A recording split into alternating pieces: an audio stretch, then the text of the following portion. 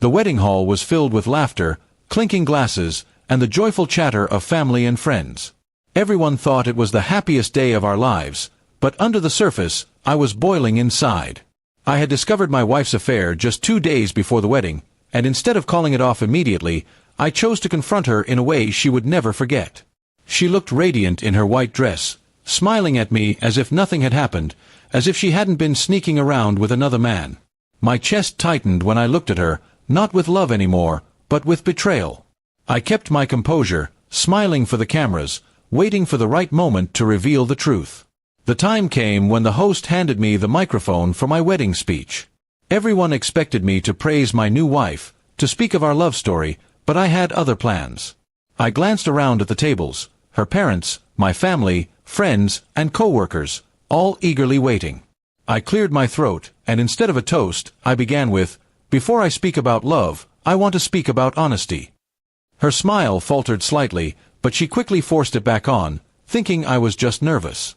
I continued, "Marriage is about trust. But what happens when trust is already broken before it even begins?" The room grew quieter.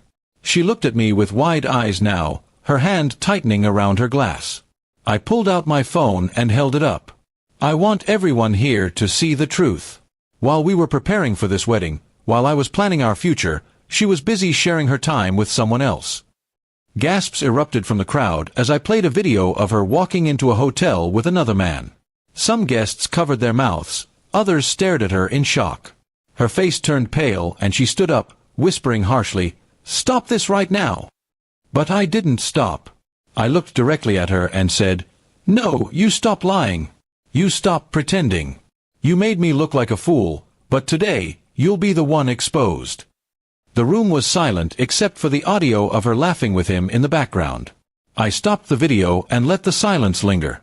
My mother sat frozen in her chair, her father looked down in shame, and whispers filled the air.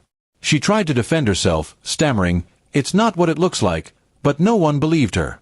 I placed the microphone back on the stand and said, "This wedding is over. I will not marry a liar, and I will not spend my life with someone who disrespects me like this." My voice was steady, though inside my heart was racing. She broke down, tears streaming down her face, but her apologies were drowned out by the murmurs of the crowd. Some people stood up to leave, embarrassed for her. Others glared at her with disgust. She reached for my arm, but I stepped back, refusing to let her touch me. I looked around at the guests, raising my glass one last time. "To the truth," I said coldly. "Better to know now than to suffer for years." I placed the glass down without drinking and walked away from the stage. Behind me, chaos erupted.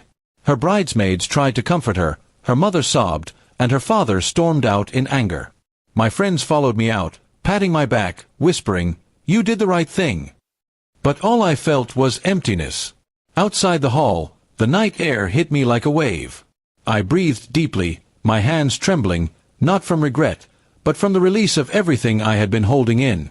I had chosen dignity over humiliation, and though my heart ached, I knew I was free.